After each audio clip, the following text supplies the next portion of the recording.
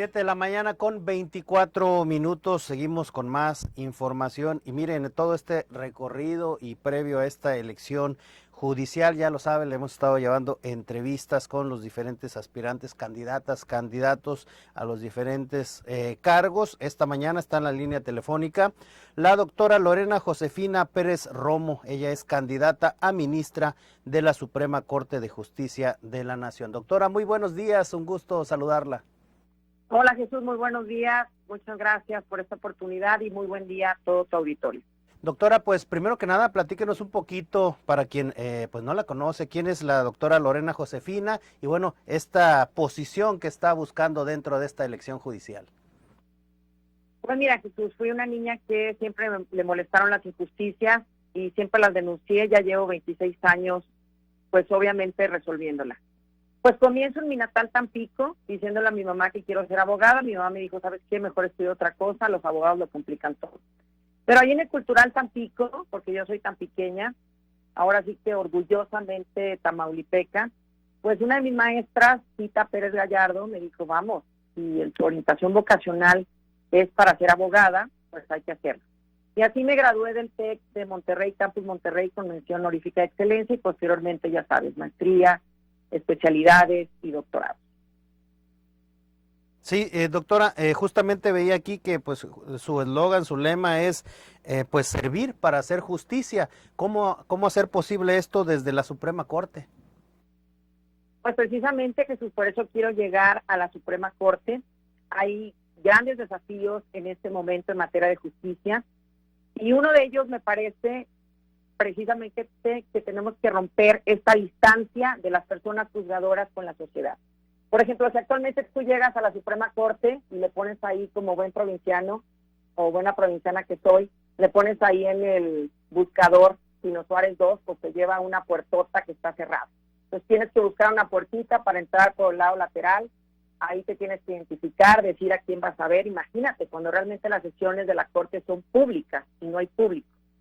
Y luego ya, pues como si fueras un criminal, vas a ir ahí custodiado por muchos policías o gente de seguridad para poder llegar por estas escaleras inmensas, porque te dicen que los elevadores son únicamente para las ministras y los ministros. Y esto pasa también con los comedores para la gente que está ahí en la Suprema Corte y los comedores para las ministras y ministros.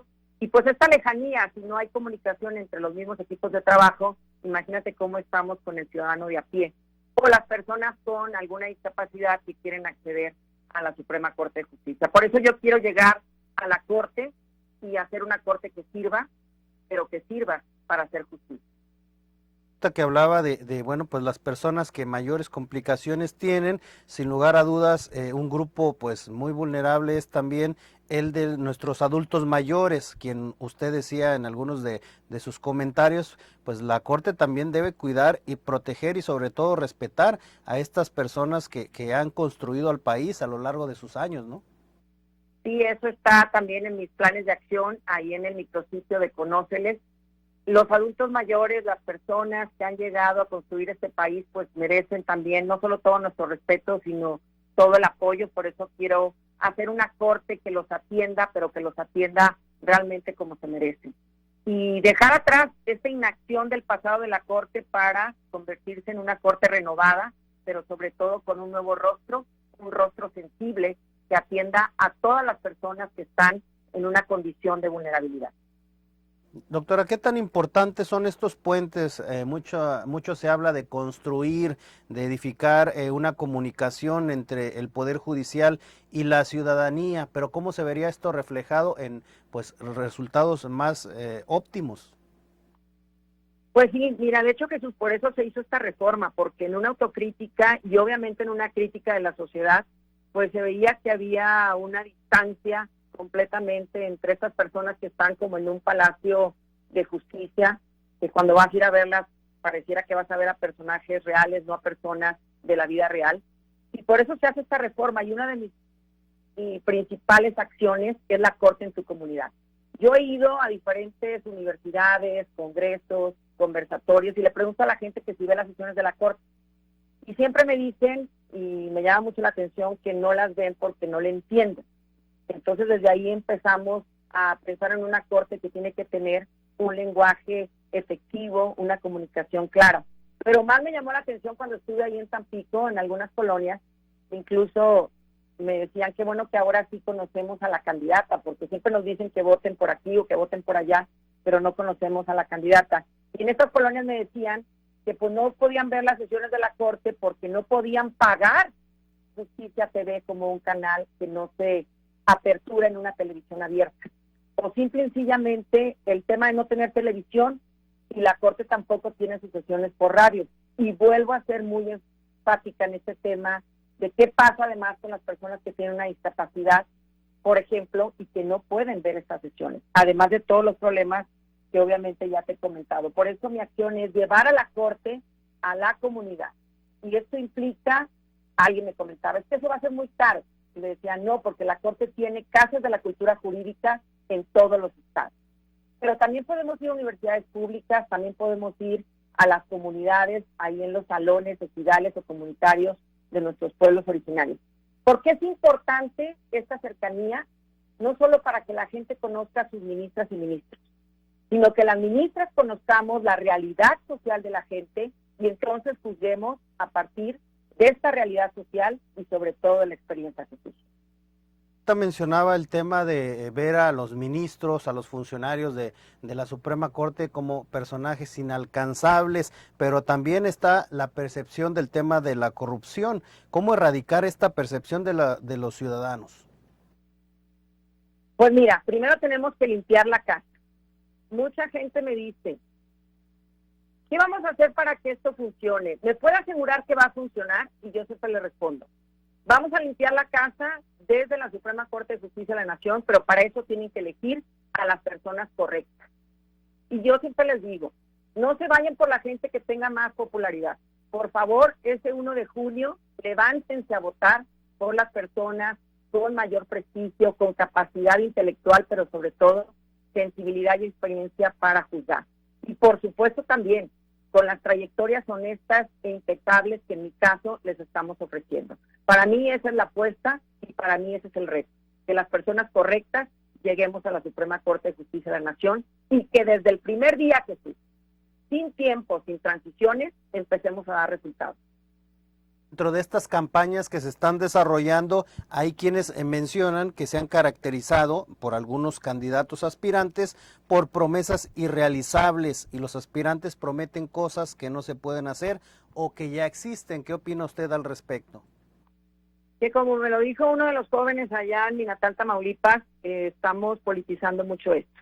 Son promesas completamente incongruentes, irreales, y se le sigue mintiendo al pueblo. Y cuando yo escucho esto, por ejemplo, personas que dicen, candidatas, vamos a dar la razón siempre a esta parte, pues lo primero que pienso es que no tienen ni una idea de la difícil y ardua tarea que es impartir justicia. Porque impartir justicia no se trata, Jesús, de estar de un lado, de un color o del otro, o de tener una ideología o de la otra.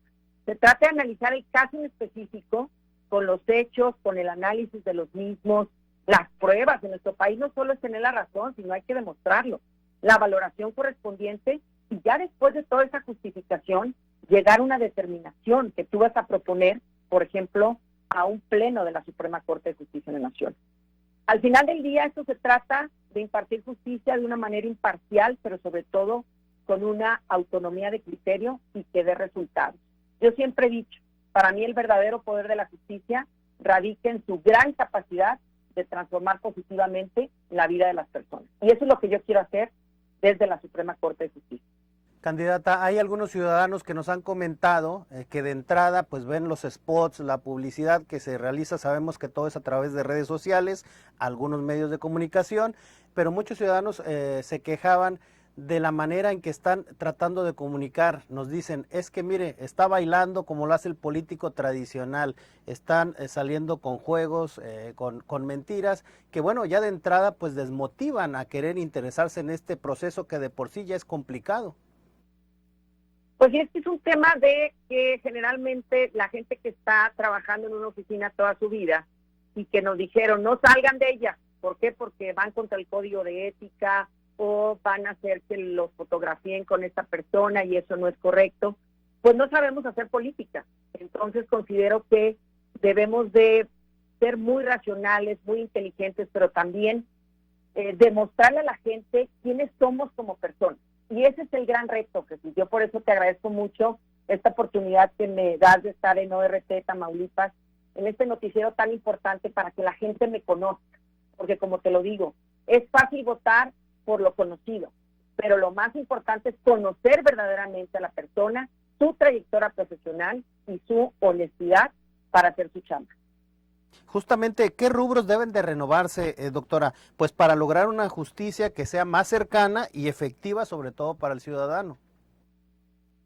Mira, ya lo decía Séneca Jesús hace muchísimos años, no hay nada más parecido a la injusticia que una justicia tardía.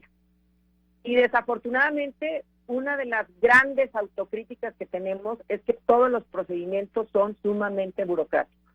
Hay estadísticas de que, por ejemplo, la violencia no se denuncia y que denuncia aproximadamente un 5%. Checando las estadísticas del INEGI, las mujeres, por ejemplo, que hemos sido violentadas no denuncian porque pues, se trató de una cosa insignificante. ¿O cómo me va a tratar la autoridad que me reciba esta denuncia?